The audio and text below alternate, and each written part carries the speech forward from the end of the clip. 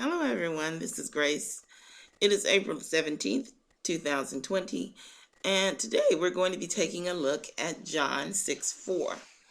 Now, the reason why we're taking a look at John 6:4 is because it is the Feast of Pentecost, but it is called Passover. And I thought that was kind of peculiar.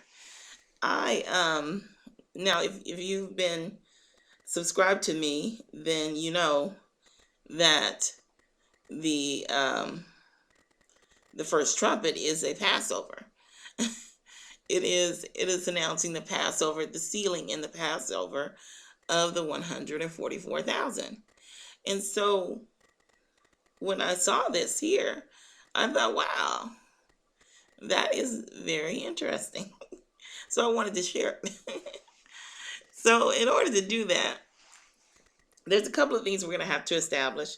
First, we're going to have to establish that Yahushua has a 1 year ministry. Now, I'll tell you, there were very few things that I knew. Actually, I'm starting to understand that I knew a whole lot more than I thought that I knew when I was a young girl, even before I started studying in church.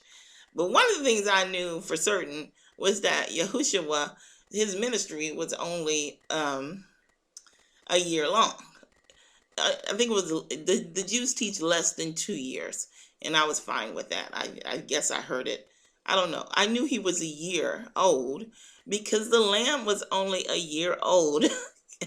That's what I knew. I knew the lamb was a year old. I didn't know a whole lot else. But let's look at the scriptures that show that the lamb that was sacrificed was 1 year old at the time of sacrifice. Now, when I came into the ministry, just so that you know, not ministry, when I started studying, when I came into the church, one moment. Okay, when I came into the church, I searched high and low for that 3.5 years. I'm still searching for that 3.5 years. It's not in there. I couldn't understand it. I just had to shelve it until I found some sort of explanation because I couldn't see it. It made no sense whatsoever to me. And so I was very relieved when I started to find other pastors and preachers who said, no, no, no, that's not right. Yeah, so anyway, hold on. Okay. Leviticus 23:12, and ye shall offer that day when ye wave the sheaf and heal him without blemish of the first year for a burnt offering unto the Lord. These are the feasts of the Lord, even holy convocations, which ye shall proclaim in their season. Oh, this is the same one. Okay. This is explaining the whole Passover, but we don't need all of that. It's going to tell you that you need to offer a lamb of the first year. Exodus 12:3. Speak ye unto all the congregation of Israel, saying, in the 10th day of the month, they shall take unto them every man a lamb according to the house of their fathers, a lamb for a house. And if the household be too little for the lamb, let him and his neighbors next unto his house take it according to the number of their souls, souls. Every man according to his eating shall make you your count for the lamb. Your lamb shall be without blemish, a male of the first year. Now we know. I don't know if I told you guys the story before. I'm sure I probably did. We already went over this 4 days from the 10th until the 14th. That's the 3 days and 3 nights. But what I had heard somewhere was they would take the lamb, they would tie it out on the 3 days and 3 nights of the heart of the earth. If you haven't seen that video, it's on the corrective video for Revelation 12. Okay, so, but what I had heard was they would take the lamb, they would tie it out front of the house on the tent. That's the lamb that was selected. I think I've told you this, but you'll have to hear it again because I don't know. I don't remember. And And the neighbors would come by and they would literally inspect the lamb for blemishes. And they would all look at the lamb and inspect it and see if there was a flaw. And they would all agree, nope, this lamb is perfect. It has no flaws. And then they would go on their merry way and they would just inspect each other's lambs like that. That's what I heard. I thought it was interesting. Don't know if it's true, but hey. It's probably in some book in some Jewish temple somewhere, though. Anyway. And if the household be too little, oh, you read that. And your lamb shall be without blemish. A male of the first year, you shall take it out of from the sheep or from the goats. Okay, a male of the first year. That's what we were looking for. I think that was all. That was all. I don't know what this is. Let's see. No. So let's go back to. I'm going to have to start doing these studies in a much more timely fashion before I forget all of the scriptures that I put in here. Okay, so what we're going to do in order to establish the timeline, because we're going to establish a timeline for to support the 1 year ministry. And the reason why we have to do that is I have a little chart here, is because there are actually, hold on, is because there's actually 3 mentions of a Passover in the Bible. You have John 2:13 and 23. That's the first mention. Then the one we're going to be looking at, which is John 6:4. And then you have the Passover of the crucifixion, which Yahushua died directly before that Passover. So there is one more mention of the word of the Passover. But this Passover, and I guess we're going to have to look at that one also. Hold on. This Passover,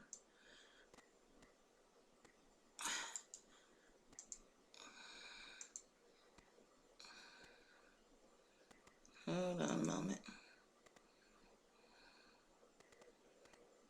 John. Well, no, that's it. John 2:23. And we're gonna go here. One of the problems is a misunderstanding about when Yahushua's ministry began.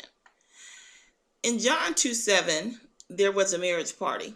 That's where Yahushua changed the water to wine, but we're going to discuss that further. And then came the Passover right after that. And that's the Passover of John 2:13.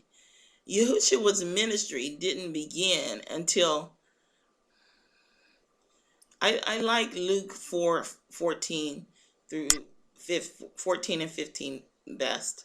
But this is where Yahushua's ministry began. And then after this, you see the count for the Pentecost,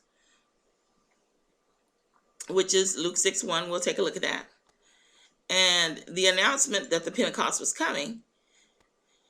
And then the actual Pentecost, the feeding of the 5,000, and then tabernacles. You see the tabernacles, and then you see him feed the 4,000, and you see the transfiguration. So that's a quick glance at the timeline that we're going to be looking at. Let's start with the marriage party in John 2:7. So this was not part of Yahushua's ministry. So we're going to take a look at this miracle, because it's going to say that Yahushua did the miracle. I'm going to tell you that Yahushua gets credit for doing the miracle, but he didn't actually do it. Let's take a look at what happened. In the 3rd day, there was a marriage in Cana of Galilee, and the mother of Jesus was there. And both Jesus was called and his disciples to the marriage. And when they wanted wine, the mother of Jesus said unto them, they have no wine. And Jesus said unto her, Woman, what have I to do with thee? Mine hour is not yet come. Now, Yahushua has just told you it's not his time yet. But that's his mother. That's his mama. Okay, so verse 5. His mother saith unto the servants, whatsoever he saith unto you, do it. And there were set there 6 water pots of stone, after the manner of purifying of the Jews, containing 2 or 3 firkin apiece. Jesus said unto them, fill the water pots with water. And they filled them up to the brim. And he said unto them, draw out now and bear unto the governor of the feast. And they bear it. When the ruler of the feast had tasted the water that was made wine, so he tasted it and turned from water into wine, and knew not whence it was, but the servants which drew the water knew. The governor of the feast called the bridegroom, and saith unto him, every man at the beginning doth set forth good wine, and when men have well drunk, then that which is worse. But thou hast kept the good wine until now. This beginning of miracles did Jesus in Cana of Galilee, and manifested forth his glory, and his disciples believed on him. Let's take a look at this miracle that is attested to Yahushua, even though it wasn't his time. What Yahushua did was basically nothing. He did nothing. You know what he did? He told the servants to do the work. Yahushua said unto the servants, go fill the water pots with water. The servants went and filled the water pots with water. Did Yahushua get up and bless those water pots and say, Lord, please? Did he pray? Did he do anything at all to make that water change? He did nothing. Then he said to them, okay, you filled the pots with water. Now go draw out it. So they drew the water out of the pots. It's still water. They take it to the governor, and the governor drinks it, and it turns to wine. It tells you they drew water. The servants drew the water, knew it was water, and the water was made to wine. So he tasted the water, and it was made into wine. Did Yahushua do that? There's no indication that he did that miracle. But what happens? The governor calls the bridegroom. Yahushua is the bridegroom. The bridegroom's done nothing. But who gets the credit for the wine? Who gets credit for it? Even though the bridegroom has done absolutely nothing, doesn't even know, at least Yahushua knows what's going on. The bridegroom don't even know what's going on. But he saith unto him, every man at the beginning does set forth good wine, and when men have well drunk, then that which is worse. But who gets the credit? But thou hast kept the good wine until now. The bridegroom got the credit, just as Yahushua got the credit. You have to know what you're reading here, because Yahushua starts this whole scene off with, it's not my hour yet. It's not his time. This is not part of his ministry. He makes that very clear. However, he gets credit for the miracle as the bridegroom. And the disciples did believe on him because of it. His time had not yet come. And this was not a part of Yahushua's ministry. Yahushua's ministry begins...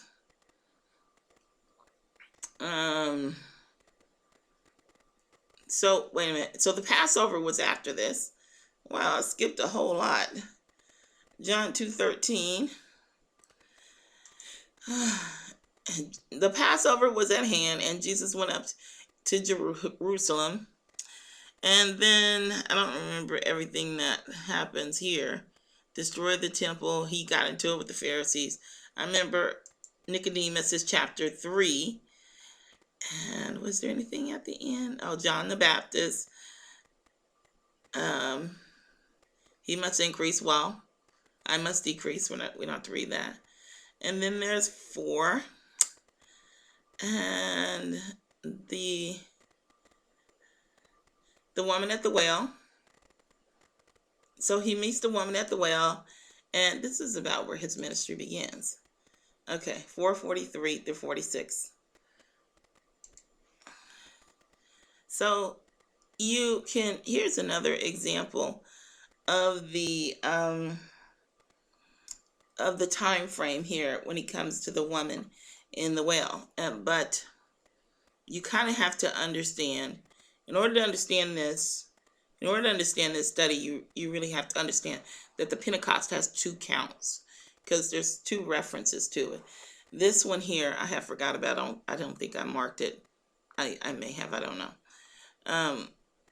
The hour cometh when you shall neither see.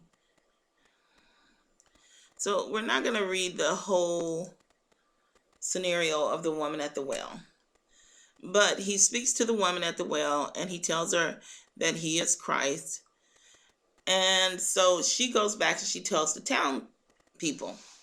And so the entire town pretty much, we'll read it here. The woman then left her water pot and went her way into the city, and saith unto the man, Come see a man which told me all the things that I ever did. Is not this the Christ? Then they went out of the city and came unto him. In the meanwhile, his disciples praying him, saying, Master, eat. But he said unto them, I have meat to eat that ye know not of. Therefore said the disciples one to another, Has any man brought him aught to eat? Jesus saith unto them, My meat is to do the will of him that sent me, and to finish his work. Say not ye, There are yet 4 months, and then cometh harvest? Now, he's talking here because it's still the first month. And he is telling him there's yet 4 months before the harvest. Now, let me let you all in on something. You all know the parable, I hope, of the wheat, the tares. Where the harvest, of course, is the collecting of the saints and the burning of the tares. I've always thought that each of the feast days was a resurrection. We now know that's not true. Each of the feast days is a harvest of the saints. The 144,000 aren't resurrected because they're not killed. So the feast day, the Feast of Unleavened Bread, was the resurrection of Christ and the 24 elders and all of the other people that were brought up. And that counts as a harvest.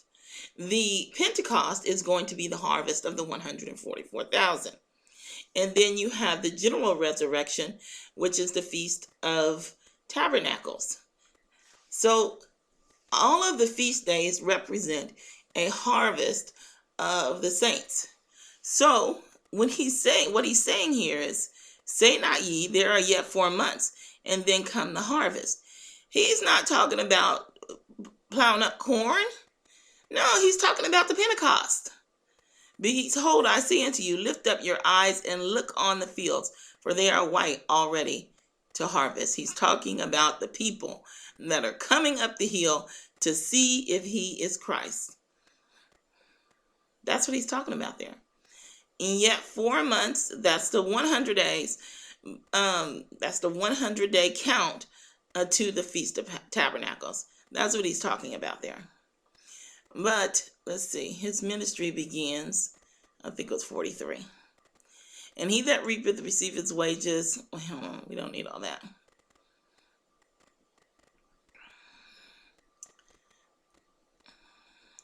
So this is where his ministry begins. John 4:43. Now after 2 days he departed thence and went into Galilee, for Jesus himself testified that a prophet hath no honor in his own country. Then when he was come into Galilee, the Galileans received him, having seen all the things that he did in Jerusalem at the feast. For they also went to the feast. Hold on. Let me make sure that's right.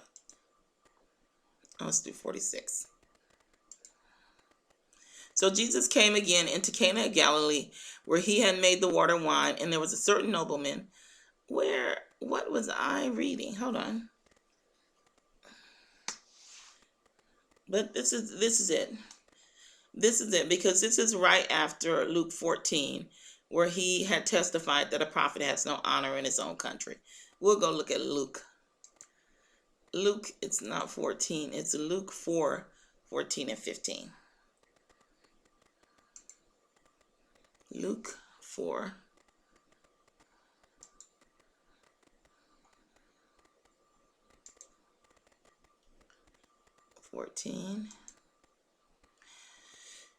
And Jesus returned in the power of the Spirit unto Galilee, and there went out a fame of him through all the regions round about. And he taught in their synagogues, being glorified of all. And he came to Nazareth, where he had been. So he's taught here, and then after that he went to Nazareth, where he had been brought up. And as his custom was, he went into the synagogues on the Sabbath day and stood up for to read. So his ministry begins here in Galilee, where he taught in their synagogues. And then he goes to Nazareth, and it made reference to Nazareth in John. We don't need to look at all of those. So we have okay, this is,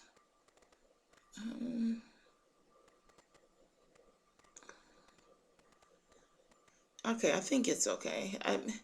I had a lot of problems with whether 5:1 came first or 6:1, Luke 6:1, but I think we're okay. I don't remember how I finally decided, but we'll leave it like that for now. So here's another reference to the Pentecost. Well, first we'll go to John 5:1. No, 6:1 was first. That's what I had. So after,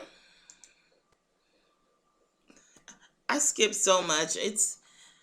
We're just gonna shoot through this very quickly. I'm sorry, I can't read every chapter. So the Pentecost, his ministry began right after Passover. His ministry began right after the Passover. It was still, he said it was 4 months basically. So it would have been during the first month sometime that his ministry began. So then we go to Luke 6:1 for another time frame. And Luke 6:1 is another reference to the Pentecost, where he says, "And it came to pass on the second Sabbath after the first, that he went through the cornfields, and his disciples plucked the ears of corn and did eat, rubbing them in their hands." Now, the second Sabbath after the first is talking about the second Sabbath after the first count of 50. That's what it's talking about. So you count to 50, that's the first count. And then you count the second count, the second Sabbath after the first count. This is what's being spoken of here. He's speaking of the count to the Pentecost. So then the next thing that happens is we go to John 5:1. They announce the Pentecost.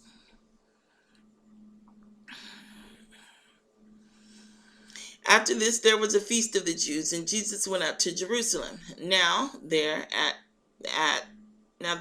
is at Jerusalem the sheep marked the pool. We don't need that. But this is what happens next. So you have his ministry beginning.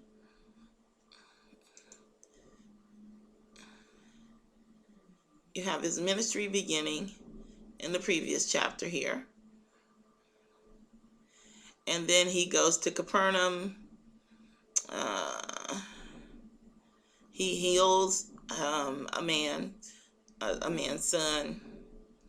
And he goes back to Galilee. And then they announced that a little bit of time has passed and the Feast of the Jews is coming up.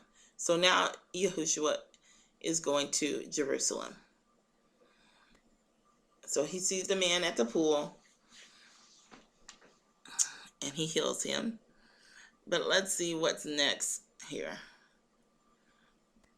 Oh, the next thing is the actual Pentecost. So we've seen that the Passover has been celebrated. Passover has passed. His ministry has begun. There was the woman at the well and the harvest, the announcement of a harvest that was coming in 4 months. We see the count that's going on and the feast has come up finally. So now the next thing that happens is we get to chapter 6 and it says, and the Passover, the feast of the Jews, was nigh. It's like a whole year has just been skipped on by and nothing really happened. No, that's not what happened. This is not what happens. Because it says the Passover, the feast of the Jew, is nigh. And the very next event after this is in 7-1. The very next holiday. Now the Jews' feast of tabernacle was at hand. It's still in order. They just called the feast of Pentecost a Passover. I want you to keep in mind that the times were very different back then than they were now. For instance, the Passover, all of the Passover, the Feast of Unleavened Bread, the 4 days, all of that ran consecutively. That was one big block of time.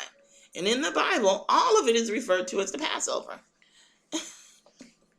All of it is.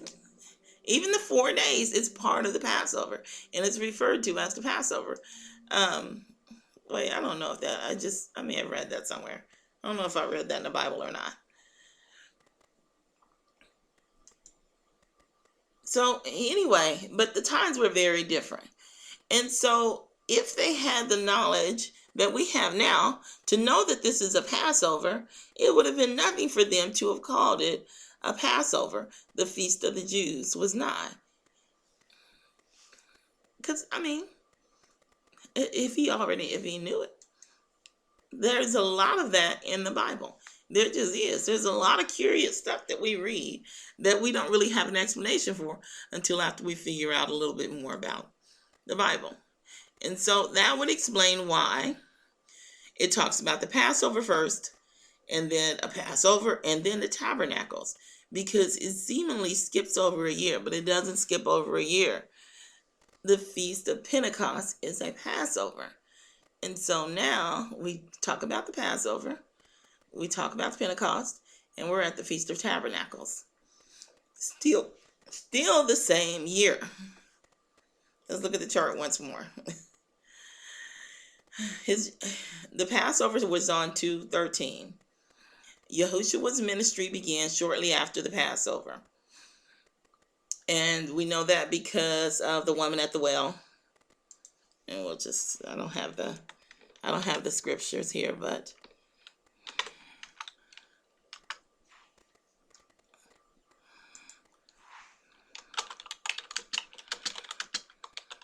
so we saw the woman at the well who announced that it was still the first month, basically, and the harvest was 4 months away, where he announced that. And then right after that, his ministry begins. Then we see the Pentecost count, the Pentecost announced, and the Pentecost begins. The feeding of the 5,000 is next. That's in all 5 scriptures. It takes place, we know exactly when it takes place. And then right after that is the Tabernacles, the Feast of Tabernacles. After the Feast of Tabernacles, Matthew 15 and Mark 8 shows the feeding of the 4,000. I don't want to go into a great deal. I think that this chart is good enough. And after the feeding of the 4,000, what do they start discussing? They start discussing, let's look at Transfiguration, because that kind of implies the tabernacles as well. Luke 9:33. Luke 9:33.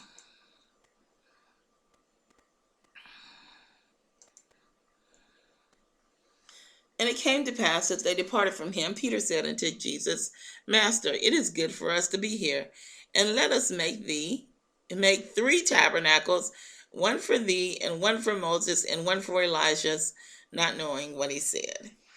So right after the Feast of Tabernacles, what is Peter's mindset? He wants to build 3 tabernacles for Yahushua, Moses, and Elijah. I did want to point out something about the man at the Yeah, I skipped a lot of stuff that I did want to say. I forgot. The feeding of the 4,000, there has to be a feast day that's going on. We kind of know they're all gathered together. And then right after that is the transfiguration. We'll look at another transfiguration, Mark 17, Matthew 17, 4.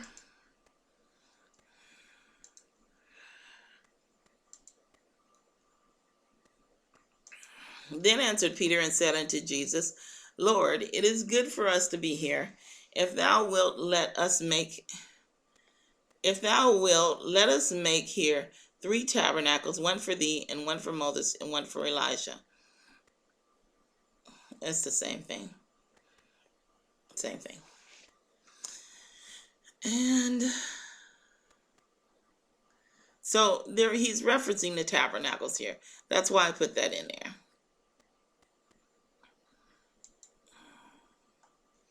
And then finally, the last mention of the Passover. One moment. Okay, and so the final reference to the Passover in John was 11:55, and that was the Passover for the crucifixion. One moment. Okay, and so the final mention was John 11:55, which is the crucifixion Passover. So all in all, Yahushua's ministry lasted almost exactly a year, but less than a year, because it started right after the Passover that was mentioned in 2:13 and also 2:23. So let's take a look real quick at the first trumpet. We only have a few minutes here, so we'll have to go through this quickly. We're at 31 minutes, so we don't want to take a lot of time on this. We've already gone through it. And the first angel sounded, and there followed hail and fire mingled with blood, and they were cast upon the earth. You can always go back and look at the first trumpet if you want a longer explanation, if you're not familiar with what is going on here. So the hail and fire mingled with blood is the judgment that's mingled with the blood of Christ, and they were cast upon the earth. They were cast upon the church. And the third part of the trees, these were the leaders, the 144,000, the prophets, were burnt up. They were put in the refining fire, the furnace of affliction, which refined them and made them perfect. And all green grass was burnt up. And the same thing with the other Christians. In the first trumpet, the Christians are refined through tribulation and trial. And we see also a picture of that in Ezekiel 9. Let's take a look real quick. We're just going to take a quick look at what happens in Ezekiel 9. In Ezekiel 9, and he cried in my ears with a loud voice, saying, Cause them that have charge over the city to draw near, every man with his destroying weapon in his hand. And behold, 6 men came from the way of the higher gate, which lieth toward the north, and every man a slaughter weapon in his hand. And one man among them was clothed with linen, with a writer's inkhorn by his side. And they went in and stood beside the brazen altar. And the glory of the Lord of God of Israel was gone up from the chair whereupon he was to the threshold of the house. And he called to the man clothed with linen, which had the writer's inkhorn by its side. And the Lord said unto him, Go through the midst of the city, through the midst of Jerusalem, and set a mark upon the foreheads of the men that sigh and cry for all the abominations that be done in the midst thereof. He's going to put a mark on their forehead, no different than the mark that was upon the door during the days of the Passover. And to the other he said in mine hearing, Go ye after him through the city and smite. Let not your eyes spare, neither have ye pity. Slay utterly old and young, both maid and little children, both maids and little children and women. But come not near any man upon whom is the mark, and begin at my sanctuary. Then they begin at the ancient men which were before the house. And he said unto them, Defile the house, and fill the courts with the slain. Go ye forth. And they went forth and slew in the city. In the city, the city means those that are the believers of Christ.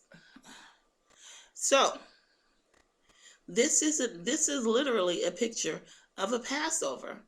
And you can see another example of it in Revelation 9. In Revelation 9, the fifth trumpet sounds.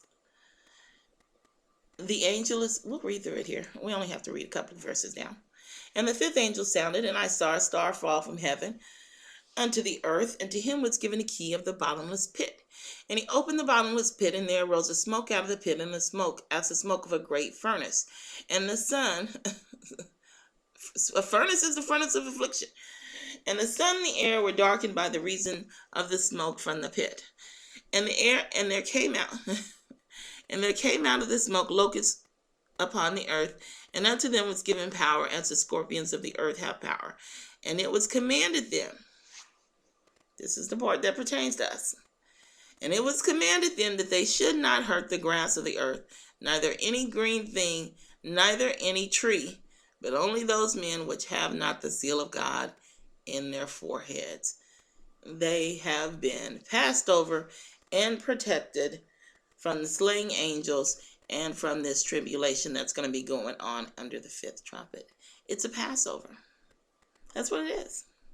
And so when we see the reference in John 6:4 as a Passover, now we can understand that more clearly. I think, anyway. That's the way I understand it. There was a 1-year ministry of Yahushua. And there's a Passover at the time of the Pentecost. All right. If you have any questions, please leave them below. Any questions or comments, please feel free to leave them below. Yahweh bless.